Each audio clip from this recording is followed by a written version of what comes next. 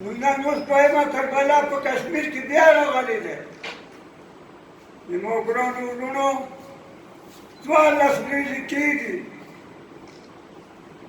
چې غټ خلک په ګزاره وکړي. نهغه واړه واړه مچچې کوي، دا په کومې خولې ډوډۍ خورو، دا په کومې خولې خبرې کوو. ملا وطن وایي د خپل پلار و نیکه هغه وسلې که توپک دی که کوتک دی راواخلې. دا خبرې په خبرو په کیسو په کنفرانسونو نه کېږي. راواخلې هغه پلار نیکه په قدم روان شوی، انشاءالله تعالی موږ تاسو ته به خدای کامیابي راکوي. ما 8 کاله عمر دی. دا پاکستان د ما په مخ کې جوړ شوی دی، دا دغو پښتنو جوړ کړی دی چې اول چیغه جشنغر نه رووته د انګریز برخلاف، سرې جامې وې، چیغې وې چې انګریز برباد. هغې نه بعد زما وروڼو ما چې کوم هغه مړي لیدلي دي چې کله پاکستان بېلېده، چې کومه ماشومان ښځې نر کتلونه ما لیدلي دي. دا اوس چې کوم شوي دي داسې ټوکې دي. د دې ځای نه مې د ژوندیو د هندوانو ریل ګاډی ډک کړو چې واګه ته واګې ته مې چې رسېدلو ټولې سرې وینې به وه، هډوکې مډوکې مې نه ښکاره کړل. که د هندوستان نه به روانېدلو هغه به بونډې ته نه رسېدلو، هلته په لیارې کې به قتل کړو. دا پاکستان په سرو وینو جوړ شوی دی، دا په خبرو نه ده جوړ شوی. که کله مو سرې وینې تالې کړي انشاءالله تعالی چې دا کشمیر به آزاد شي.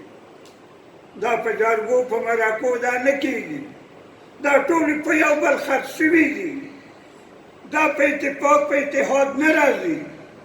که هر څو خواري وکړو، خو اوس د عمران خان د هغې پالیسۍ ته زه خوشحال یم چې ډېره نرمي اخیستې ده. دا خبره کوي چې موږ جنګ نه غواړو، موږ د خبرو لیالې نه حل غواړو. نو دا خوی د چا دی چې دا د پښتنو دی. پښتانه اول څه ته نه یوي، اول د دنیا خبروي، د عالم خبروي چې دا داسې پاپیر دي، داسې دي، ظلم کوي، بعد د هغې نه حمله کوي.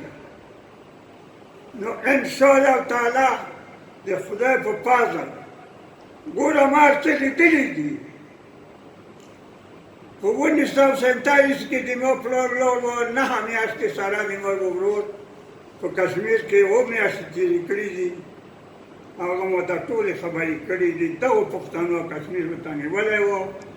نو زه نه پوهېږم نوره خبر نه یم چې په څه شي ورته پرېښود. بیا پاتې شلو، لاړو ختم شو. ها بیا د هغې نه بعد د 65 جنګ هغې کې زه په خپله موجود شوی یم. 2015 کسه د کورمې ایجنسۍ نه ما چې کوم د الله طاقت لیدلی دی،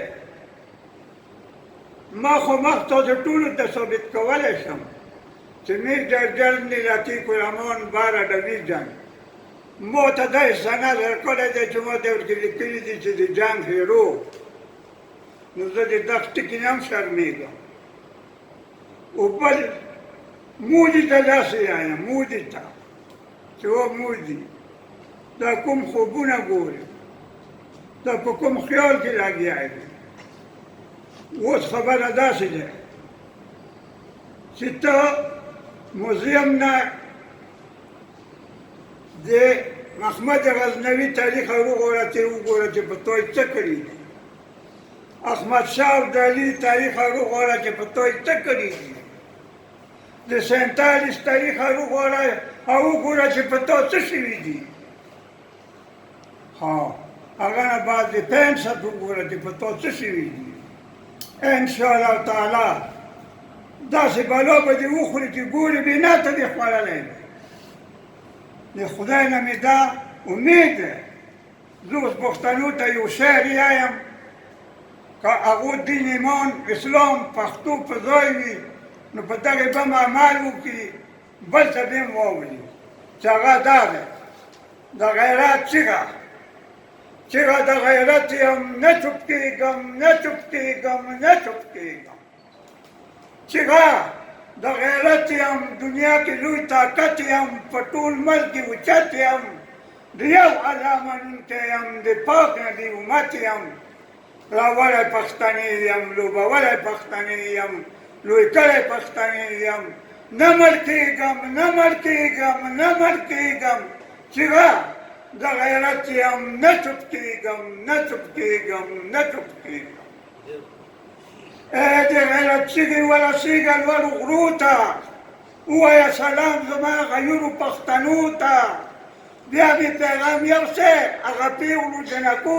ته مونږ انتظار یو ستاسې ګڼو ترانو ته څوک واخلې تمبلونه څوک نیسي سنګرونه څوک وایي پورته بیرغونه زه بیرغ یم د غیرت زه بیرغ یم د عزت زه بیرغ یم د ملت نه ټیټېږم نه ټیټېږم نه ټیټېږم چیغه د غیرت یم نه چوپ کېږم نه چوپ کېږم نه چوپ کېږم اوس کالجونو ته مېره کالجونو ته د غیرت چیغې ورسېږه کالجونو ته د غیرت چیغې ورسېږه کالجونو ته زه هریان یم د چټي چټي حزبونو ته آسماني کتاب مو پرېښود زور مو ورکړو داستانونو ته نه منم ببر سرونه نه منم اوږده نوکونه نه منم تنګ پتلنونه تاسې نه شرمېږئ زه غازي یم زه شرمېږمې شرمېږمې شرمېږمې اخري کې مشترانو صاحبانو ته د غیرت چیغې ورسېږه مشترانو معلمانو ته تاسې خو نیولي وئ موږ تاسې خو نیولي وئ ګلانو ته تاسې نه باغوت شو وساتري شول مؤمنانو ته ما به ډېر مجبور کوئ غږ به وکړمې غازیانو ته دومره ړوند نه یم تاسې هسته نه خبرېږمې خبرېږمې خبرېږمې چیغه د غیرت یم نه چوپ کېږم نه چوپ کېږم نه چوپ کېږم دا شعر د مو خپله دی زه شاعر نه یم دا د جذباتو نه ما جوړ کړی دی اوس واخر کې یوه خبره بله ته کوم یو شعر چې ښه تو خیر خبرې پرېږده اوس خبرې د غذا کوه یا په خپله لاړ شه یا غازیانو ته دوا کوه